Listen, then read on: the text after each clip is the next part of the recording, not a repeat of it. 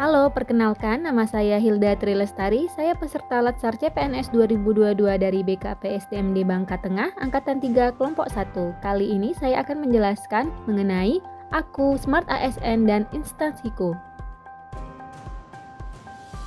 Smart ASN adalah pegawai dengan kompetensi, kinerja, dan profesionalisme yang tinggi sehingga mampu beradaptasi dan responsif terhadap perubahan dan pencapaian suatu organisasi. Smart ASN juga merupakan jawaban dari prioritas SDM dan Green Design dari birokrasi nasional.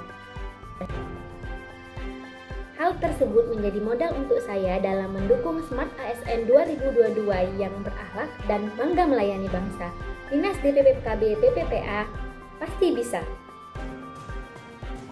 Berikut saya tampilkan profil Dinas PPKB PPPPA. Dinas PPKB PPPPA berada di instansi pemerintahan Bangka Tengah dan memiliki visi yaitu Bangka Tengah semakin unggul. Maka untuk mewujudkannya, misi Dinas PPPKB PPPPA adalah meningkatkan SDM yang unggul dan berkualitas berdasarkan iman dan takwa. Nilai-nilai organisasi di Dinas PPKB PPPA adalah 5K. Yang pertama, komitmen. Berkomitmen untuk memberikan pelayanan publik terbaik. Yang kedua, koordinasi. Dalam melaksanakan tugas, pegawai selalu berkoordinasi agar pekerjaan dapat terlaksana dengan baik. Yang ketiga, konsentrasi. Dalam melaksanakan tugasnya selalu berkonsentrasi pada target, nilai, dan hasil capaian kinerja.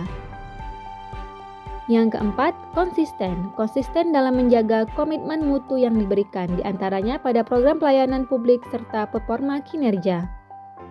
Yang kelima, kesetaraan. Menjunjung tinggi sikap netral serta profesionalisme dalam bekerja, diantaranya melakukan pelayanan publik dengan tidak membeda-bedakan suatu rasa atau golongan apapun. Terdapat 5 fungsi yang dijalankan oleh Dinas PPKB PPPPA, yaitu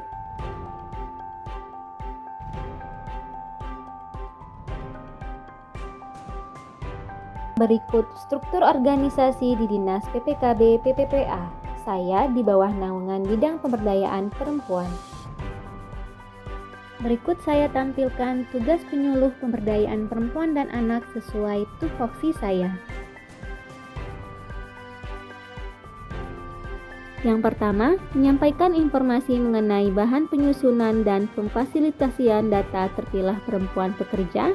Yang kedua, menyampaikan informasi mengenai bahan penyusunan yang berkaitan dengan materi komunikasi, informasi, dan edukasi PUG. Yang ketiga, menyampaikan informasi mengenai bahan penyusunan model informasi data yaitu berupa mediasi dan advokasi. Yang keempat yaitu menginformasikan bahan yang berkaitan dengan analisis gender dan perencanaan anggaran yang responsif gender. Yang kelima, menginformasikan mengenai bahan yang berkaitan dengan penyusunan program, pelaksanaan dan pengendalian program PUG. Yang keenam, mempublikasikan kegiatan yang berhubungan dengan fasilitasi, sosialisasi dan distribusi kebijakan pelaksanaan PUG dan pemberdayaan perempuan di bidang ekonomi, sosial, politik, dan hukum. Yang ketujuh yaitu mempublikasikan hasil dari seluruh kegiatan sosialisasi berdasarkan ketentuan peraturan perundang-undangan yang berkaitan dengan PUG. Yang ke-8 yaitu mempublikasikan hasil dari kegiatan program peningkatan kualitas hidup perempuan yang berkaitan dengan bidang pembangunan, terutama bidang pendidikan, kesehatan, politik, hukum dan HAM, serta bidang ekonomi, lingkungan, dan sosial budaya. Yang ke-9 yaitu menginformasikan mengenai bahan pelaksanaan PUG yang berkaitan dengan bidang pembangunan, terutama yang berkaitan di bidang pendidikan, kesehatan, ekonomi, politik, hukum, dan HAM. Sebagai penyuluh pemberdayaan perempuan dan anak, saya harus memenuhi standar pelayanan yang harus dicapai. Yang pertama, meningkatkan mutu pelayanan. Yang kedua, meningkatkan kualitas kompetensi. Yang ketiga, menunjukkan sikap empati dan peduli. Dan yang keempat yaitu menjaga dan membangun hubungan sesama profesi dan profesi lain. Berikut perwujudan Smart ASN yang dapat dilakukan di instansi. Yang pertama, Smart ASN menguasai IT. Menguasai cara menggunakan aplikasi Si Pelawan, Si Ketawai, dan berbagai aplikasi lain yang menunjang kinerja kerja. Yang kedua, Smart ASN meningkatkan kompetensi, yaitu mengikuti seminar maupun workshop baik secara online maupun offline. Yang ketiga, Smart ASN profesional.